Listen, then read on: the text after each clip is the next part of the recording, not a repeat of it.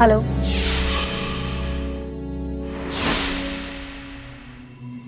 मैंने तुझे कहा ना मुझे तुझसे कोई बात नहीं करनी है। तुझे समझ नहीं आता क्या? देख, अब हमारे बीच ना कहने सुनने को कुछ बचा नहीं, तो प्लीज मुझे दोबारा कॉल मत करियो। तो इतनी टेंशन में क्यों है? अरे कुछ नहीं पाजी, तुझे टेंशन मत लो, उसे तो मैं हैंडल कर लूंगी। पर आप ना वो सुधीर का कुछ करो ना। मुझे ना उस सुधीर से शादी नहीं करनी है। आप ना बस जितना जल्दी हो सके ना यहाँ पे आ जाओ। एक आप ही हो जो मेरी उससे शादी रुकवा सकते हो। तू टेंशन मत ले, मैं थोड़े दिनों में आ रहा हूँ, फिर तेरी ये भी प्रॉब्लम सॉल्व कर दूंगा। है?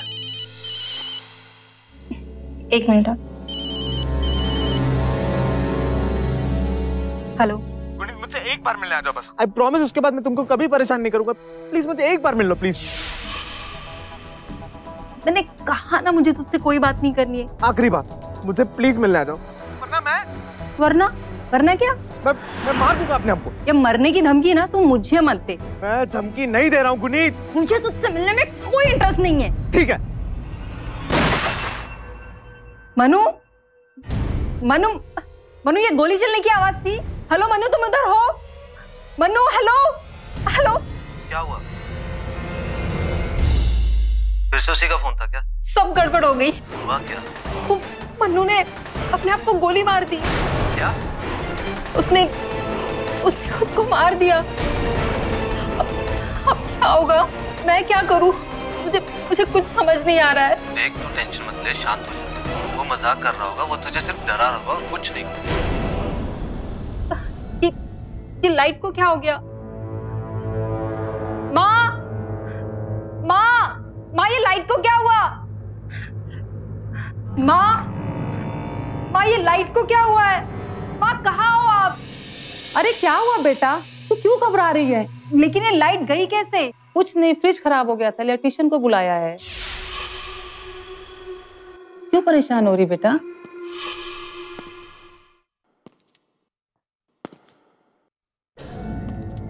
कौन है? कौन है वहां पे? अरे इलेक्ट्रिशियन होगा। अरे भाई कितनी देर लगेगी? कौन है वहां पे?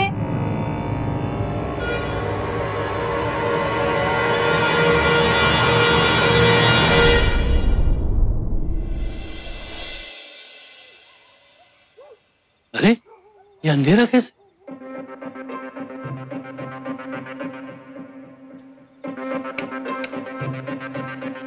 अरे गुनीत, अरे भाई दरवाजा खोलो। Mummy,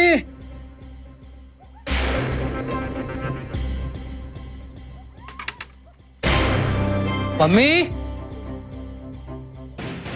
Guneet, mummy.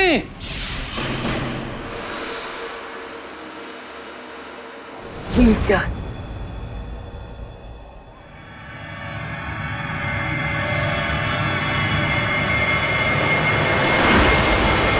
गुनीत, गुनीत, ये क्या हो गया गुनीत? गुनीत, गुनीत, ये खून। गुनीत, गुनीत, ये मम्मी, मम्मी, मम्मी, ये क्या हो गया मम्मी? मम्मी, हाय रब्बा। चंडीगढ़ के एक शांत इलाके में मां और बेटी के दोहरे हत्याकांड ने पूरे शहर को हिलाकर रख दिया। उसी रात शहर में एक और हत्या भी हुई। अलग अलग जगहों पर हुई ये हत्याएं क्या आपस में संबंधित थी या महज दो अलग अलग हादसे थे? खबर मिलते ही पुलिस फौरन घटनास्थल पर पहुंची। मनु की हत्या के बारे में पुलिस को अब तक कोई खबर नहीं थी, लेकिन चूंकि गुनीत के फोन रिकॉर्ड्स के मुताबिक हत्या से पहले गुनीत से बात करने वाला आखिरी शख्स मनु था, लिहाजा पुलिस ने अपनी तहकीकात की शुरुआत मनु के घर से की, उससे पूछताछ करने के लिए। डॉक्टर साहब, मनमीत ढिल का घर यही है? हाँ सर, वो यही रहता है। कहाँ है वो? बात क्या है, सब ठीक तो है? अगर सब कुछ ठीक ही होता तो हम आते ही क्यों? राजेंद्र जी की बेटी गुनीत और उनकी बीवी अम्मी का मर्डर हुआ है, और मर्डर के पहले गुनीत के मोबाइल पर आखिरी कॉल आपके बेटे मनु का था। बस इसीलिए कुछ पूछताछ करनी थी। कहाँ है वो?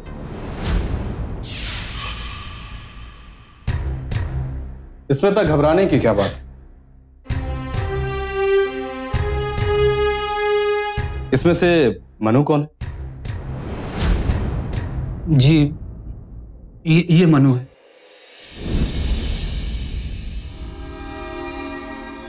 क्या प्रॉब्लम है इंस्पेक्टर साहब? क्यों मेरे भैया को आप इन सब चीजों में घसीट रहे? और जब खून कहीं और हुआ है तो आप मनु से पूछताछ क्यों करना चाहते हैं? पुलिस की जांच का एक तरीका होता है। Yeah, right. गुनीत के मोबाइल पर आखिरी कॉल आपके बेटे मनु का था, बस इसीलिए पूछताछ करनी थी। देखिए इंस्पेक्टर साहब, हम भी शाम से भैया को कांटेक्ट करने की कोशिश कर रहे हैं, पर उनका फोन लग ही नहीं रहा है, नॉट रीचेबल बता रहे। ठीक है, लेकिन जैसे ही वो घर आता है उससे कहिए कि थाने में आकर मुझसे मिले।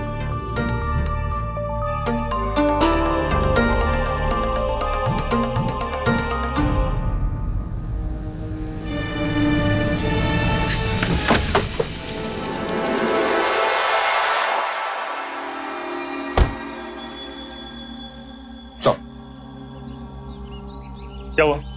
कुछ पता चला क्या? तो दोनों को गोली लगी है सर। जब इनका मर्डर हुआ तो घर का पावर कट था, घर में बिजली नहीं थी। बिजली पूरे मोहल्ले की गई थी या सिर्फ इनके घर की? सर बिजली पूरे मोहल्ले में थी, सिर्फ इनके घर की बिजली कटी थी। और सर जब मैंने चेक किया तो मेन स्विच ट्रिप था सर, मेन बोर्ड भी इनका घर में ही है सर। उन्हीं बड़े आराम से घर के अंदर घुस जाता है, और घर के अंदर घुसने के लिए उसे मुशक्कत भी नहीं करनी पड़ती। तो सीधी सी बात है ना, जो कोई भी खूनी है वो इन घर वालों को पहले से जानता है। पर मुझे भी ऐसा ही लगता है। अगर घर में गहने चोरी हुए हैं तो चोर उन्हें बेचने की कोशिश करेगा। जितने भी ज्वेलरी शॉप है ना, सब पे अलर्ट कर दो। उनके पास कोई भी कुछ भी बेचने के लिए आए, हमें इन्फॉर्म करें।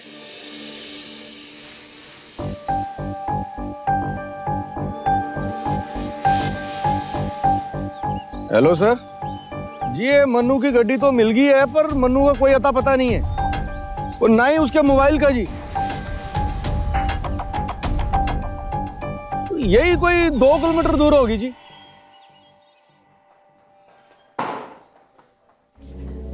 तुम डिटेल चेक करो। Okay sir.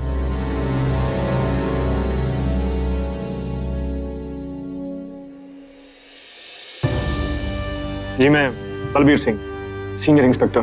देखिए, जो कुछ भी हुआ उसके लिए बहुत अफसोस है हमको।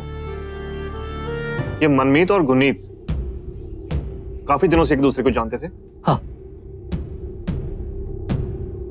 वो दोस्त थे। दोस्त थे या सिर्फ? नहीं, सिर्फ दोस्त थे। मैं जानता हूं कि मन्नू पसंद करता था गुनीत को, लेकिन उनके बीच में ऐसा कुछ नहीं था इंस्पेक्टर साहब, ऐसा कुछ नहीं था। वो सिर्फ दोस्त थे। अच्छा, क्या आपको मनु के सब कुछ करने के पीछे कोई खास वजह समझ में आती हो सकता है एक तरफा प्यार, या फिर मनु के अलावा आपको किसी और पर शक हो, जिसकी दुश्मनी हो, आपके परिवार वालों से परेशान करना चाहता हो, कोई पुराना बदला? तेरी हिम्मत कैसे हुई मेरी कुड़ी के ऊपर बुरी नजर डालने की? तुम मर क्यों नहीं गया? आइंदा से मेरी कुड़ी के ऊपर बुरी नजर डाली तो वाहिगुरु की सोच छड्डांगे नहीं तुझे। तो उसका नाम मरलोन था, जिसका आपकी बेटी के साथ चक्कर। I'm sorry सर, जो आपकी बेटी के साथ शादी करना चाहता था। हाँ, वो मेरे बेटी के साथ शादी करना चाहता था, पर हम नहीं चाहते थे। वो दूसरे समाज का था ना। उस दिन तो उसने हद कर दी। उस रात को वो चोरी छुपे गुनीत से मिलने चला आया। जब मम्मी ने घर में देखा उसे, तो उसका पारा सर पे चढ़ गया। आइंदा इस मोहल्ले के आसपास दिखा तो सीधा कोतवाली लेके जाऊंगी। बहुत पीटा, काफी बेइज्जती हुई उसकी सारे पड़ोसियों के सामने। इंस्पेक्टर साहब, कहीं उसने बेइज्जती के लिए बदला तो नहीं ले लिया? ऐसा भी कोई कर सकता है? आपकी बेटी गुनीत, वो भी उसके साथ शादी करना चाहती थी? नहीं। पापा, बेटा, बेटा, बेटा, बेटा,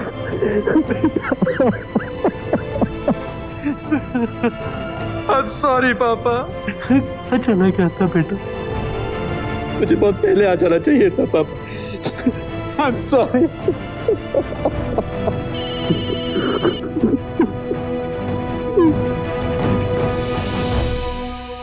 हाँ बोलो।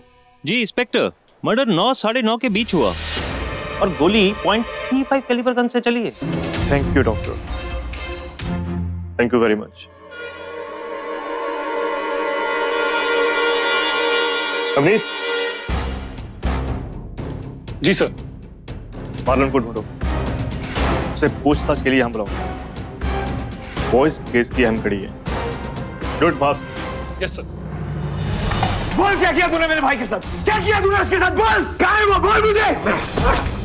तेरा भाई जो है ना, वो एक गंदी नाली का कीड़ा था और उसको मार के उसके गंदे खून से अपने हाथ गंदे नहीं करने थे मुझे। मेरे भाई को गंदा बोल। मेरे भाई को गंदा बोलता है? तू है कौन? आधा बोला ना, सही मार डालूंगा तुझे। ओए! थोड़े से बहुत हो गया तुम लोगों का। हवलदार लेके चलो इन्हें। चल।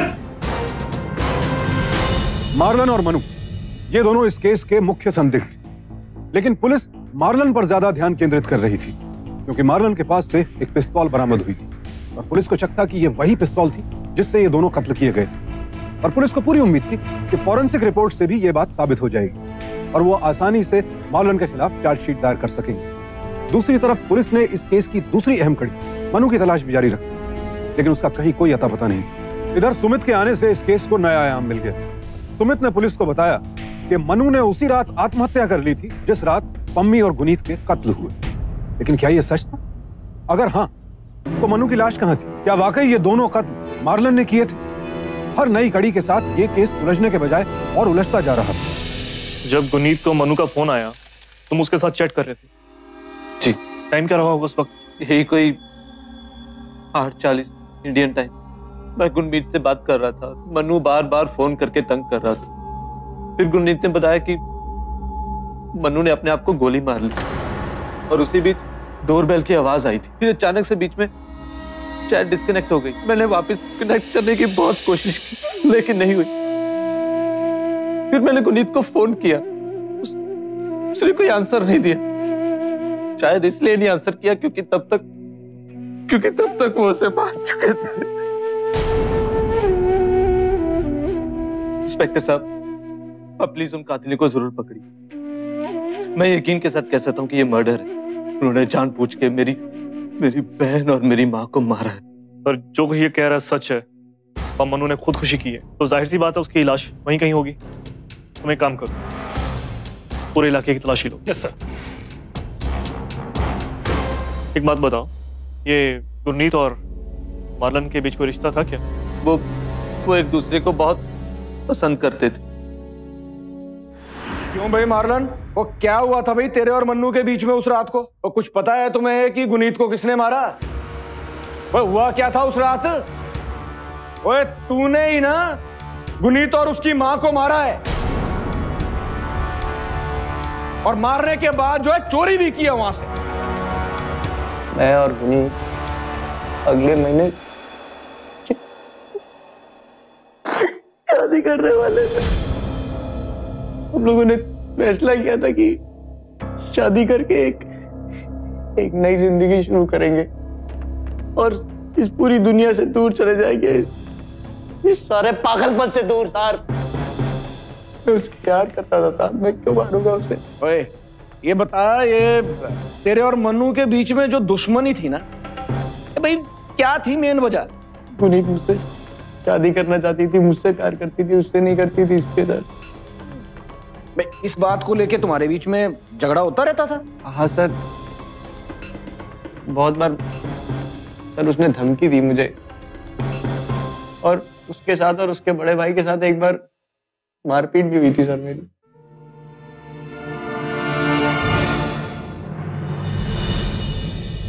गुनीत मेरे भाई मन्नू से ही प्यार करती थी, उस मार्लिन से नहीं।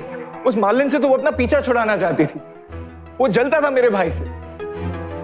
क्या तुम्हारे पास इस बात का कोई सबूत है कि गुनीत मनु से ही प्यार करती थी, मार्लन से नहीं? है सर। भैया कभी कभी मेरा फोन यूज करते थे तो कुछ मैसेजेस हैं दोनों के और फोटोग्राफ्स भी है सर। और अगर आप फोटोग्राफ्स को देखेंगे और मैसेजेस को पढ़ेंगे तो आपको यकीन हो जाएगा कि दोनों में बहुत प्यार था और गुनीत मेरे भाई मन्नू से ही प्यार करती थी। मार्लिन चलता है मेरे भाई से सर, इसलिए उसने मेरे भाई के साथ कुछ किया, उसी ने मेरे भाई का खून किया है सर। अभी तक ना ही उसकी लाश मिली है और ना ही ऐसी कोई खबर आई है, तो तुम इतने यकीन के साथ कैसे कह सकते हो कि तुम्हारे भाई मनु को मार्लिन ने मार दिया है? शाम को 4 बजे से मेरा भाई घर पर नहीं आया सर। हर 2 घंटे में वो मुझे फोन करके बताता है कि वो कैसा है, कहां है, क्या कर रहा है, घूम रहा है, फिर रहा है। कल शाम से उसका एक भी फोन नहीं आया सर। ऐसा हो ही नहीं सकता। और मैंने घर के हर मोबाइल से उसको कांटेक्ट करने की कोशिश की पर उसका फोन नॉट रीचेबल है। इसका मतलब और यही पूछने के लिए मैं इस मार्लिन के घर गया था कि क्या किया उसने मेरे भाई के साथ। पर उसने मुझ में भी बंदूक तान दी। अब जिसके पास बंदूक है वही खून कर सकता है ना सर, उसी ने मारा है मेरे भाई को। इतना घबराने और हड़बड़ाने की कोई जरूरत नहीं। जब तक उसकी लाश नहीं मिल जाती तब तक वो हमारे लिए जिंदा है। सर मनु की लाश मिल गई है उसी इलाके से जहां उसकी गाड़ी मिली थी।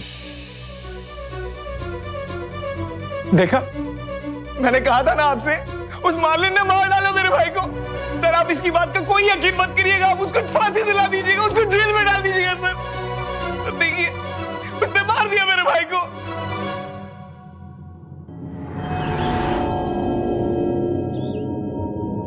तो लगता है जंगली जानवरों ने खा लिया इसे। इसको पहचानना तो बहुत मुश्किल है सर। सर ये कैसे पहचानेंगे कि ये मन्नू की लाश है या किसी और की? ये मन्नू ही है। मुझे लग रहा है कि ये बॉडी पे जो निशान है ये गोली का निशान है। इसकी बॉडी को डीएनए टेस्ट और पोस्टमार्टम के लिए भेज दें। ये केस काफी उलझा हुआ है। शुरू में ऐसा लग रहा था जैसे ये गुनीत ये मन्नू और मार्लिन दोनों के साथ डबल टाइमिंग कर रही थी।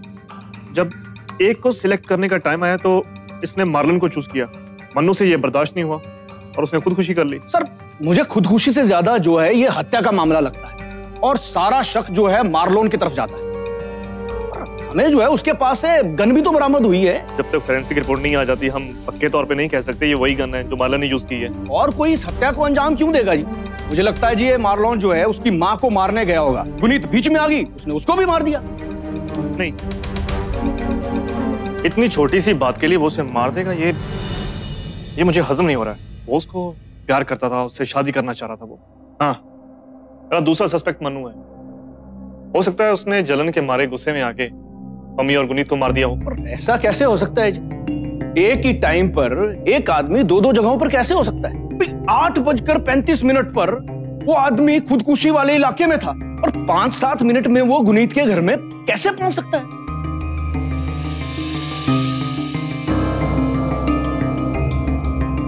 हो सकता है ये हत्याकांड महज चोरी का मामला हो और दोनों में से कोई भी कातिल ना हो। ये हो सकता है सर। उनके घर में गहने बहुत हैं, लगभग 10 लाख के। क्या? हाँ, 10 लाख के गहने? इतने गहने आजकल कौन घर पे रखता है? ये बात तुम्हें अजीब नहीं लगी? हाँ जी, मुझे भी ये बात कुछ अटपटी लगी थी। पुलिस अभी कातिल तक पहुंच भी नहीं पाई थी कि इस केस में एक और खुलासा हुआ। गुनीत के घर वाले उसे सुधीर के साथ शादी करने के लिए मजबूर कर रहे थे और गुनीत इसके खिलाफ थी। यह भी पता चला कि मनु ने गुनीत और सुधीर का रिश्ता तोड़वाया था और सुधीर को लग रहा था कि मनु ने यह सब गुनीत के कहने पर किया है। सुधीर को गुनीत के साथ सड़क पर झगड़ते हुए भी देखा गया क्योंकि वो इस बात से बेहद खफा था कि मनु ने उसके घर आकर उसके घर वालों की बेइज्जती की, जिससे उसके पापा को गहरा सदमा पहुंचा था। पुलिस अब और भी असमंजस में थी कि आखिर इस दोहरे हत्याकांड की असली वजह क्या थी? महज एक चोरी, आपसी रंजिश या फिर प्रेम संबंध? मैंने गुरमीत से सख्ती से बात की थी, नाराज था मैं उससे। वो लड़की अपनी फैमिली से एकदम अलग थी। जहां उसकी फैमिली सिंपल और अच्छी थी वहीं वो दिमाग खराब कर देती थी। पता नहीं क्या चाहती थी। तुमने धमकाया था उसे कभी? जी नहीं, कभी नहीं। और अगर वो मेरी बात से कभी डर भी गई हो तो उसमें गलत क्या है? इसी की वजह से मेरे पापा इतने दिनों से हॉस्पिटल में एडमिट है और वो उसका बॉयफ्रेंड मन्नू उस दिन हमारे ही घर में घुसकर हमारी बेइज्जती कर रहा था। ऐसा क्या बोला मन्नू ने? उसने बताया कि वो उसका बॉयफ्रेंड है और गुनीत उसके बच्चे की मां बनने वाली है और दोनों जल्द शादी भी कर लेंगे। साथ ही मुझे हिदायत दी कि मैं उससे दूर रहूं। मैं चाहता तो उसी वक्त उसे सबक सिखा सकता था, पर मेरे पापा मेरे लिए ज्यादा इंपॉर्टेंट थे। अगर वो मुझे दोबारा मिला ना तो मैं उसे छोड़ूंगा नहीं। उसकी अब कोई जरूरत नहीं है। Manu is dead. व्हाट? वो नहीं रहा। चलो।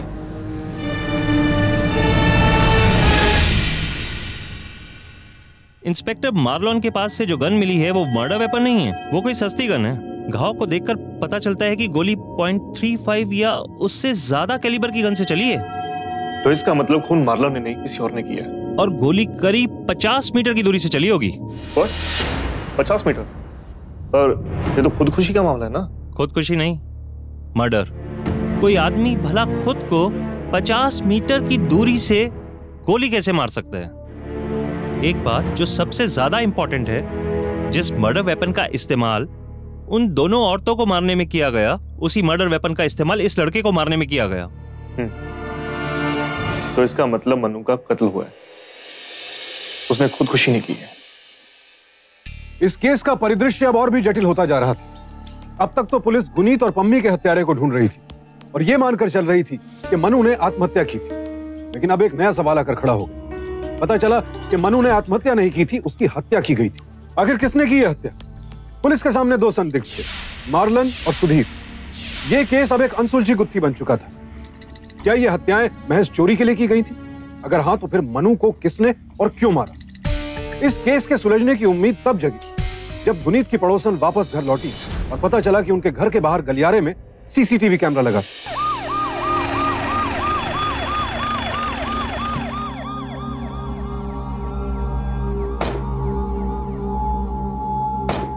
ये आपके पड़ोसी हैं? जी, ये। आपने कैमरे कहाँ लगा रखे हैं? एक तो इधर है और एक ये है। हम लोग फुटेज चेक कर सकते हैं?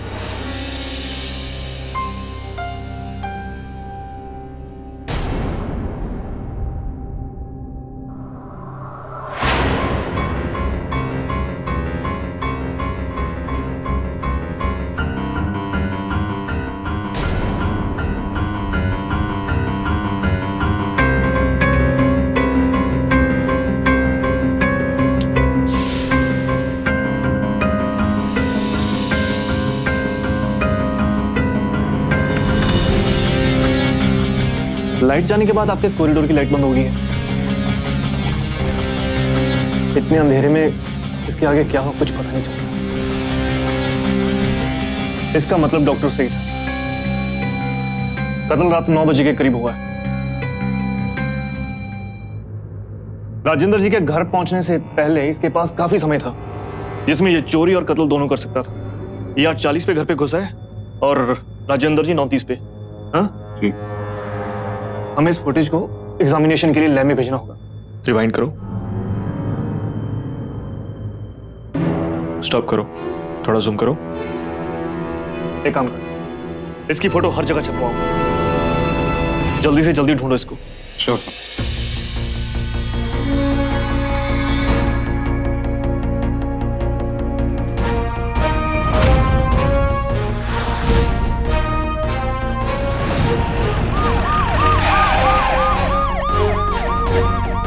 तो भाई इसको ध्यान से देखो, देखा है कभी? ये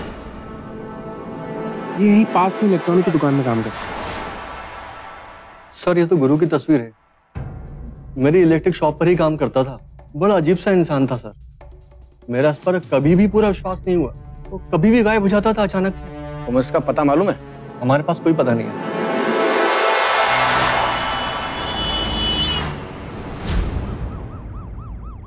आगे। अरे भाई इसकी पहचान करो जरा। संभाल के भाई, नाजुक कली है। क्या कर मैं इस आदमी को जानता हूँ। उस दिन मेरा इससे झगड़ा हुआ था रोड पे। मैं गुनीत से कहीं बाहर मिला था और ये अपने दोस्तों के साथ था और इसने गुनीत से बदतमीजी की थी। हाँ भाई, अब हमें समझ आया इस आदमी का इरादा क्या था।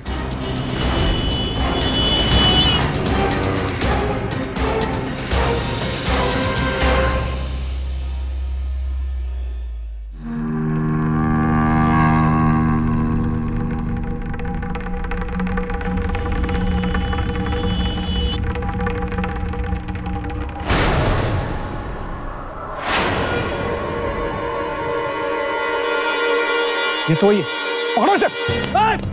रुक रुक रुक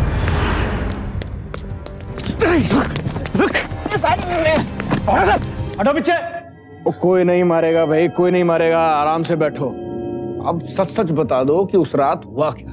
उस रात मैं वहाँ बिजली का काम करने गया था। मैं इलेक्ट्रिशियन हूँ। जब मैं वहाँ पहुँचा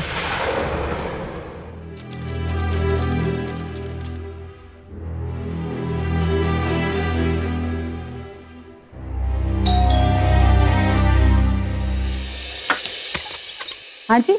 जी मैं इलेक्ट्रिशियन, आपने कंप्लेन किया था। हाँ, फ्रिज बार बार बंद हो रहा है, जरा देख लीजिए प्लीज। आइए। ओके जी।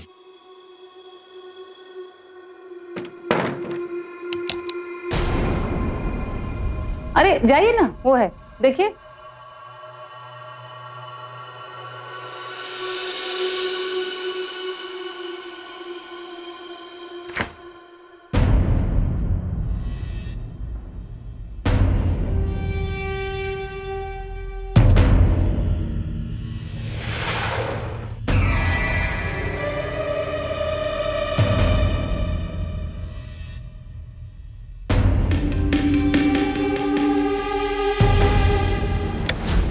अरे लाइट का क्या हुआ? वो मेन स्विच बंद हो गया है। टार्च है तो दे दीजिए, 5-10 मिनट लगेंगे। हाँ, मैं जरा देखती हूँ।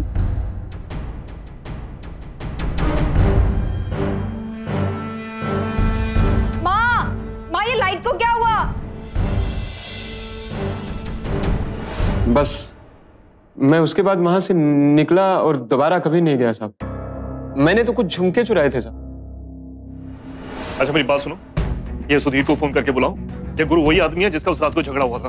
हाँ, एक बार वो उसको पहचान लेगा, उसके क्या इरादे थे सब पता चल जाएगा। जी सर, मैं उसको बुलाता हूँ। हाँ। अरे सुशांत सर, ये बॉबी और मार्लन पे नजर रखिए ना। जी सर, हमारे आदमी उसके पीछे हैं। और सर वो अभी तक वो लोग चंडीगढ़ में ही हैं और उनकी तरफ से कोई भी हलचल नहीं है। कुछ पता चला क्या? हमने डार्क फुटेज को हाईलाइट कर दिया है, ये रही देखिए।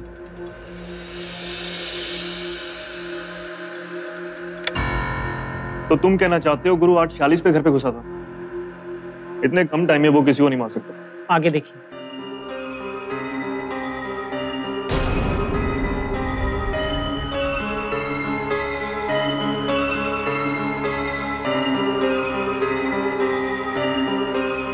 इसका मतलब खून ही निकल गया। पहले वो घर में घुसा फिर निकला। आप ये देखिए, अब इन दोनों शेडोज को कंपेयर कीजिए।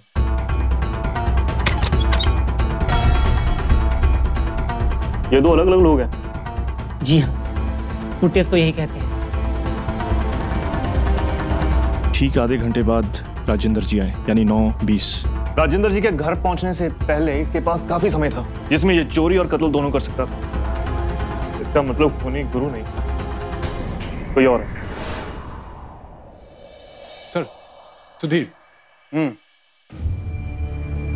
अब मुझे गुरु को पहचानने के लिए बुलाया गया है। पहचान लोगे गुरु को? जी क्यों नहीं, वो कोई ऐसी चीज नहीं जिसे मैं भूल जाऊं। आ जाओ भाई, पहचान करते हैं, आ जाओ। जाओ भाई आगे जाओ, पहचानो जरा। चल भाई ऊपर देख, मुंह दिखा दे जरा।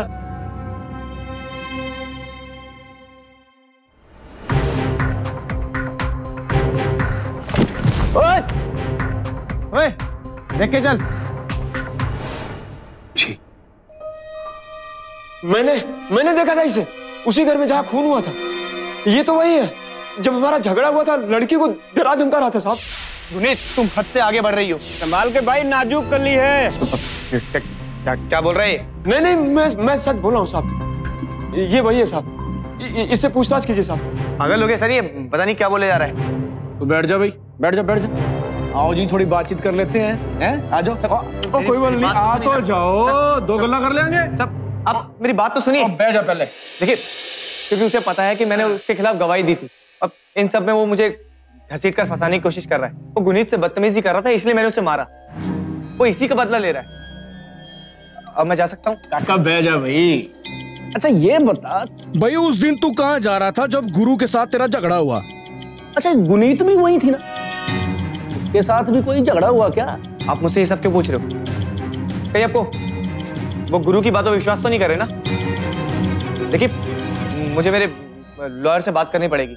अब मुझे ऐसे डिटेन नहीं कर सकते। इस नए खुलासे के बाद यह तो साफ हो गया था कि गुरु कातिल नहीं था, वो महज एक चोर था। गुरु के बयान के आधार पर इंस्पेक्टर सिंह को लग रहा था कि यह कत्ल सुधीर ने किए, क्योंकि वारदात की रात सुधीर ने अपने ठिकाने के बारे में पुलिस को गलत जानकारी दी थी। उधर सीसीटीवी फुटेज देखने के बाद इंस्पेक्टर बलबीर को लग रहा था कि हो ना हो कत्ल मार्लन ने किए, लिहाजा सुधीर और मार्लन दोनों को पूछताछ के लिए हिरासत में ले लिया गया। लेकिन अभी एक और बड़ा झटका पुलिस का इंतजार कर रहा था। लगता भागे हैं। दरवाजा तोड़ो।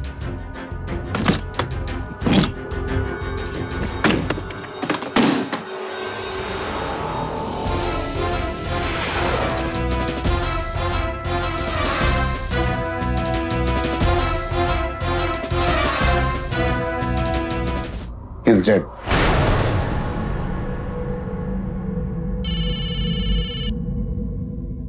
हेलो, क्या? कहाँ पे? ठीक। कोई प्रॉब्लम है सर? तुम? Yes sir. सुमित को लेकर जौहरी बाजार जाओ। यस। तुम बॉबी को ढूंढो। बचना नहीं चाहिए वो।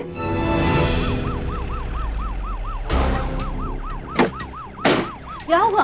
बॉबी है क्या? जी नहीं। हमें घर की तलाशी लेनी। सर, घर में कोई नहीं।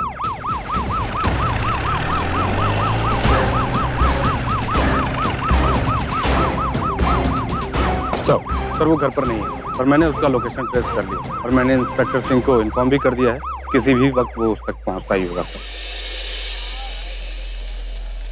अरे सिंह, अरेस्ट नहीं करना उसे अभी, नजर रखो उस पे। हम बाकी आगे क्या करना मैं बताता हूँ आके। जी, यहाँ का काम काज आप ही देखते हैं ना? जी हाँ। आई थिंक मेरी आपसे बात हुई थी। मैं बलबीर सिंह, सीनियर इंस्पेक्टर। बैठिए ना। Thank you. वो कहने आप ही को बेच के गया ना? जी, अभी दिखाता हूँ।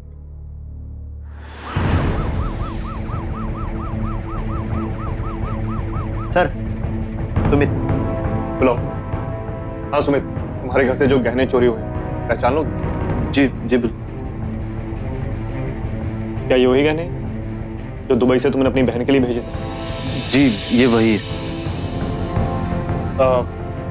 क्या हम यहाँ की सीसीटीवी फुटेज देख सकते हैं?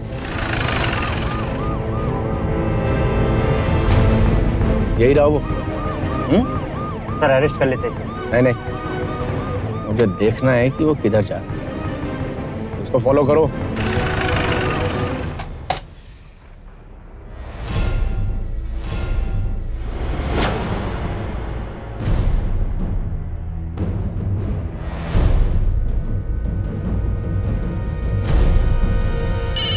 हाँ डॉक्टर, आप बॉडी की डीएनए रिपोर्ट आई क्या? जी हाँ इंस्पेक्टर, रिपोर्ट मेरे सामने ही है। मैं बस आपको कॉल करने ही वाला था और वेट।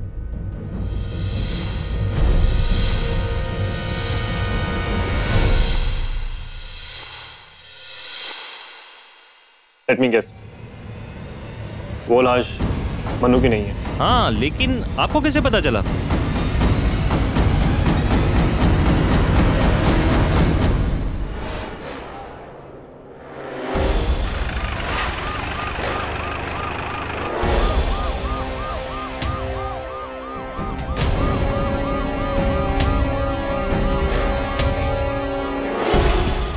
फॉलो करो और देखो, ज्यादा नजदीक मत जाना। उसे पता नहीं चलना चाहिए कि हम उसके पीछे हैं।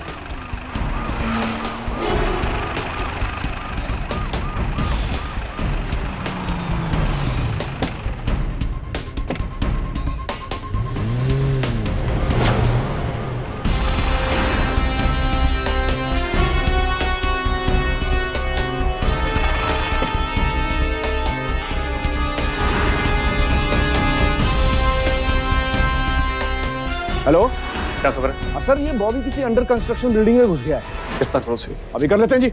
चलो भाई जल्दी आओ। अरे ओ भाई, कितना भागेगा? मैराथन जितनी है। तो जाओ, कोना कोना छानो। जाओ तुम उधर जाओ। बता भाई, पता है कुछ कहाँ पे है मन्नू? मुझे जितना पता था वो यही है, इसलिए मैं उसे यहाँ ढूंढते हुए आया था। सर यहाँ कोई नहीं है। इधर भी कोई नहीं है। लेके चलो नीचे इसको। आ जाओ।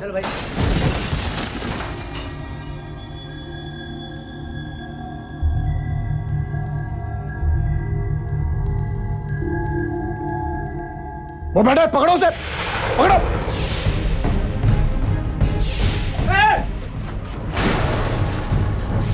लेके जाओ।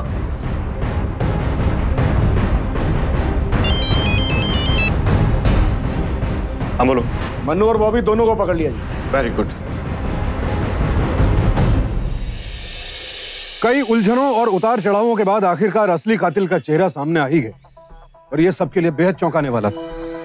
जौहरी ने बलबीर को फोन करके बताया कि चोरी के गहने उसे बेचे गए थे और जौहरी के यहां लगे कैमरे की फुटेज से पता चला कि मनु जीवित था। वो मनु जिसे अब तक मृत समझा जा रहा था, जिंदा था। बलबीर ने फौरन बॉबी का पता लगाने का आदेश दिया क्योंकि बॉबी से ही मनु का कोई सुराग मिल सकता था।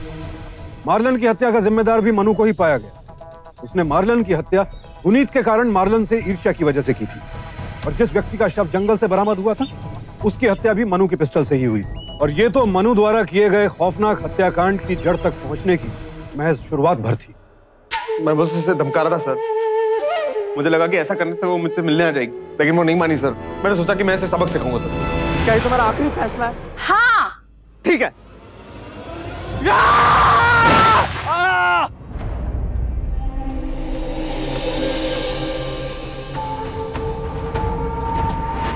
मैं बहुत गुस्से में था सर। वो अक्सर मुझसे मिलती थी। मैं पागलों की तरह उस पर पैसे खर्चे करता था, लेकिन जब प्यार करने की बारी आई तो उसने मार्लन को चुना और मैं बर्दाश्त नहीं कर पाया। मैंने सोचा कि गुनीत को सबक सिखा के ना सारा हिसाब किताब चुकता कर दूंगा मैं, और इसलिए मैं फौरन गुनीत के घर पहुंचा। तू इतनी परेशान क्यों है बेटा? माँ, मनु ने खुद को गोली मार दी। पता नहीं क्या होगा। तू क्यों परेशान हो रही बेटा? माँ, मुझे उसकी मरने की कोई परवाह नहीं। बस इस सब झंझट की वजह से मैं खुद को परेशानी में नहीं डाल सकती। इस मन्नू के वजह से मैं अपनी जिंदगी बर्बाद नहीं कर सकती।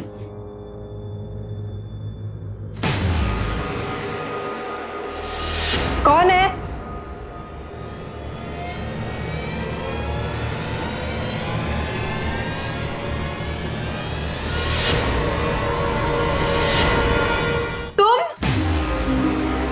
तुम जिंदा हो? बेशरम, बेहया, प्यार मेरे साथ और प्लान किसी और के साथ। मैं क्यों मरूंगा? मरना तो तुझे पड़ेगा। आप हटिए, हटिए मैं कह रहा हूं। नहीं।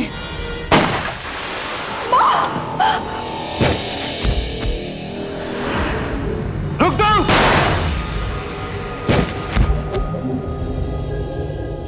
मुझे पता था कि घर पे काफी गहने पड़े।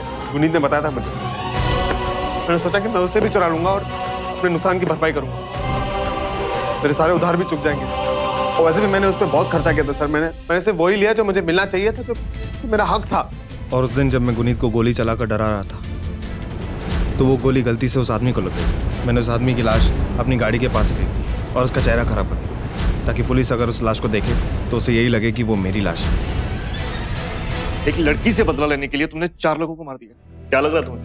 तुम्हारी ये कहानी सुन के हम लोग पिघल जाएंगे। किसी को जान से मारना किसी बात का सलूशन नहीं होता। किसी का खून करना कानूनन जुर्म है और तुमने तो 4 लोगों को मारा। तुमने जो कुछ किया है ना, उसके लिए तुम सिर्फ सजा के हकदार। चलो। जी सर।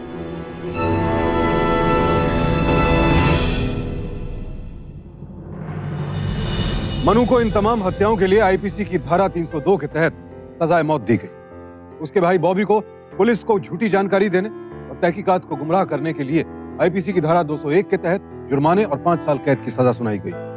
गुरु को चोरी के इल्जाम में आईपीसी की धारा 379 के तहत 3 साल कैद की सजा सुनाई गई। आज की युवा पीढ़ी पर क्रोध, प्रतिशोध और जलन की भावनाएं हावी होती जा रही हैं। धैर्य खत्म होता जा रहा है। अंधा गुस्सा और प्रतिशोध, ये दोनों बेहद खतरनाक भावनाएं। अगर ये दोनों एक साथ मिल जाएं, तो परिणाम बेहद घातक हो सकता है। मनु भी इसी का शिकार है और इसका अंजाम न सिर्फ उसे खुद बल्कि 4 और लोगों को भुगतना पड़ा। उसने 4 हत्याएं तो की, अपने भाई बॉबी को इस अपराध में शामिल करके उसका जीवन भी तबाह कर दिया। अपराधी चाहे कितना भी चालाक क्यों ना, देर सवेर सच सामने आ ही जाता है, क्योंकि सच से भागना नामुमकिन है। इस पेचीदा केस की तह तक पहुंचने वाले पुलिस अधिकारियों के जज्बे को सावधान इंडिया सलाम करता है। अब मैं सुशांत सिंह आपसे विदा लेता हूं। फिर मुलाकात होगी जुर्म को मात देने वाले जाबाजों की एक और सत्य कथा के साथ। देखते रहें सावधान इंडिया, इंडिया फाइट्स बैक। तो सावधान इंडिया।